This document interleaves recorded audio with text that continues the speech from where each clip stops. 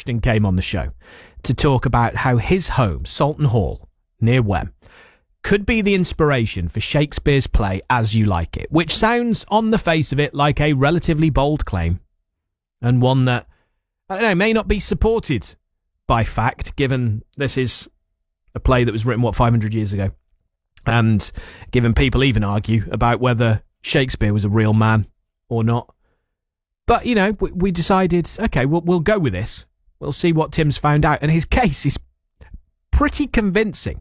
So more specifically, he thinks the play is written about Sir Rowland Hill, or Rowland Hill. Sir Rowland Hill is very much a central character in it. He's a fascinating Tudor statesman who did genuinely live at Soulton Hall. He built Soulton Hall. Really, really interesting person who, for reasons that will become abundantly clear, isn't necessarily promoted in terms of his impact on history as he could be. The monument to him in the middle of London was lost in the Great Fire, and for reasons that I suppose suited the royal family over the centuries, he hasn't necessarily been one that a light has been shone on very often.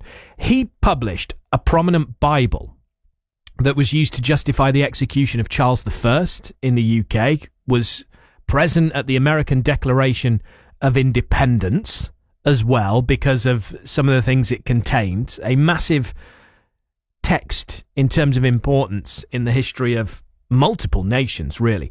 But he also collected and stored a load of important texts at the house as well.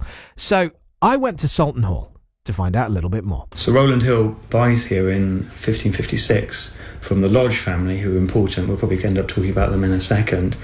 But he's doing statecraft here in secret during the reign of Queen Mary, when the Catholics have the car keys to the country and the Protestants are being persecuted. And he's a Protestant. Well, yes, for the purpose of this conversation, we'll just say that. And the major thing he's working on is the translation of the Bible into English and the Geneva version of the Bible. So the headquarters in England for Sir Rowland Hill, publisher of the Geneva Bible. Geneva, is that some sort of Calvinist Bible? Yes, so John Knox is involved in that work. And so a lot of that's going on with Protestant exiles in Geneva and on the continent.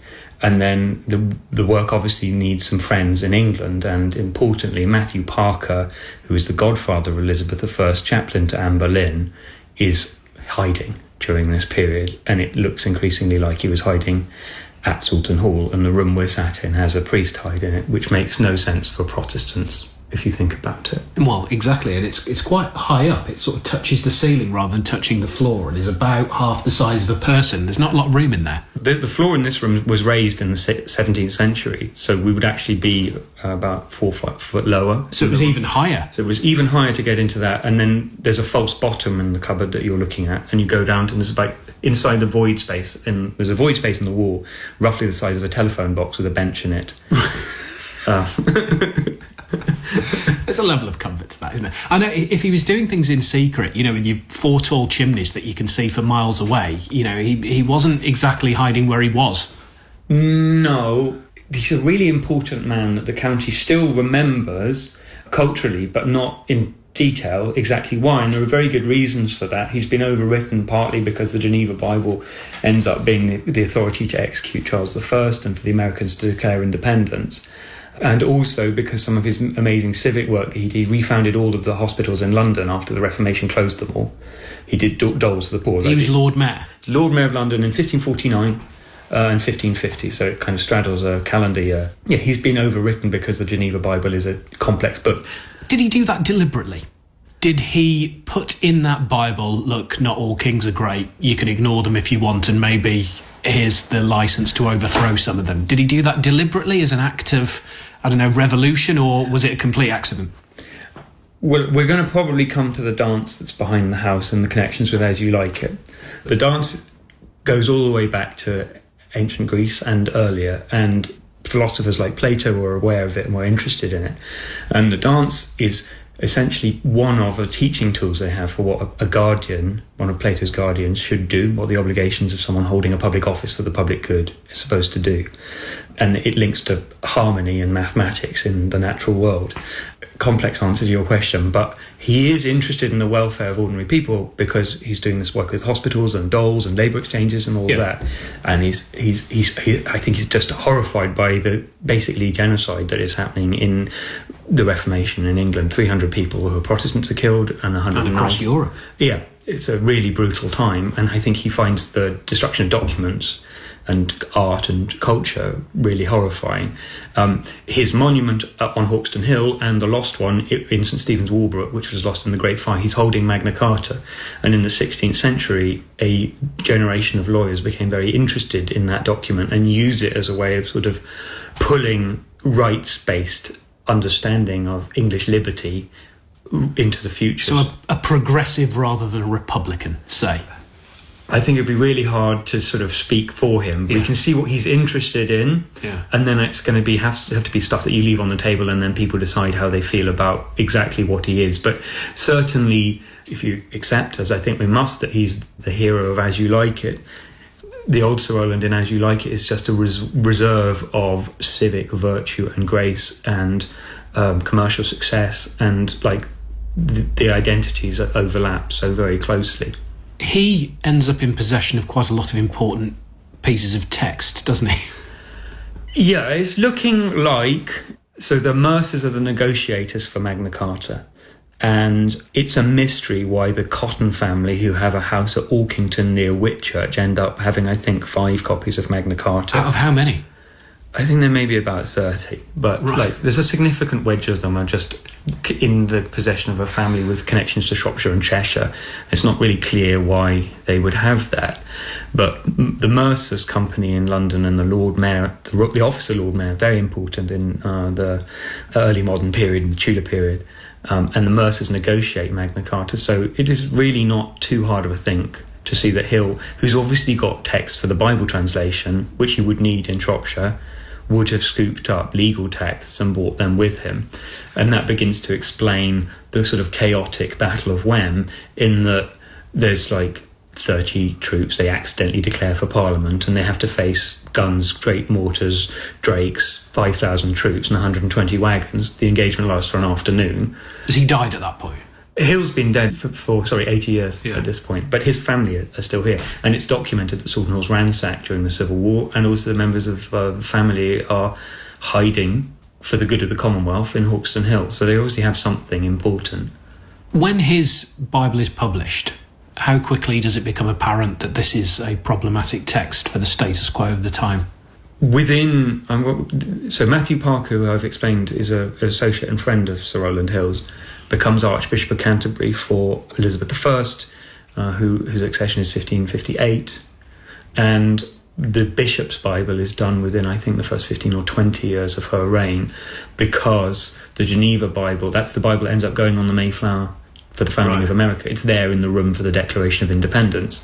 And, they realise that putting the Word of God into a book and then making that available and then putting interpretation alongside it that says you can challenge Crown authority in a constitutional settlement like we have now, that isn't frightening. You challenge the divine right of the monarch, you change the entire concept. Well, exactly. That entire dispute is going to be rooted in the Bible, and the text that was published in 1560 by Sir Rowland Hill is creating an authority to gainsay the king. So fast forward to the Civil War, and there are quite a lot of important texts that are being protected, I guess, here, or kept safe here from the carnage that's going on outside.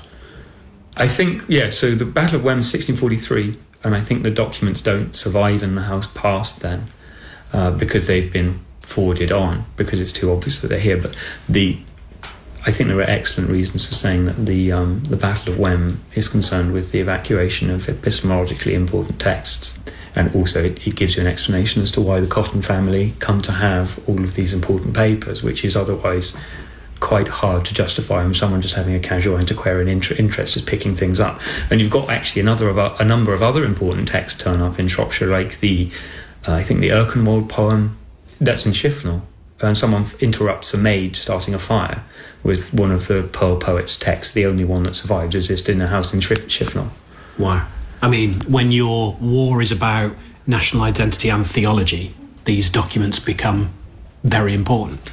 Well, for both sides. Yeah, quite. Well, the publisher of the Geneva Bible he's an important statesman. He's memorialised in a Shakespeare play. He's published a Bible.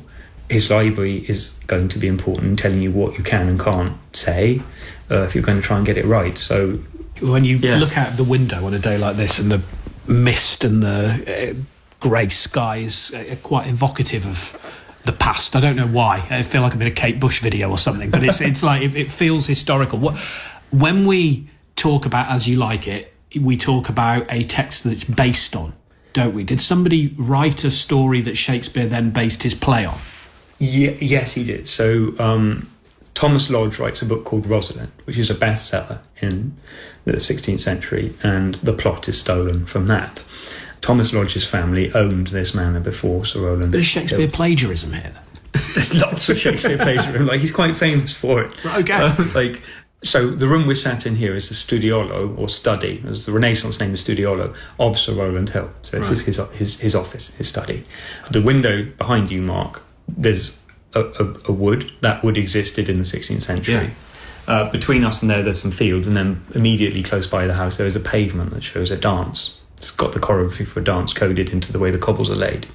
As You Like It as a play is set in a wood in the Forest of Arden.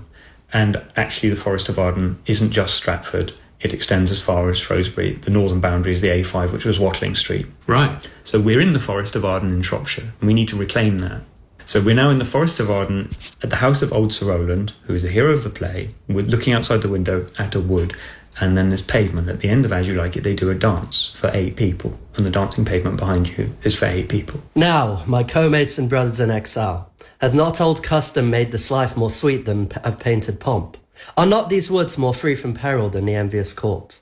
Here feel we but the penalty of Adam. The season's difference is the icy fang and churlish chiding of the winter's wind, which, when it bites and blows upon my body, even till I shrink with cold, I smile and say, this is no flattery.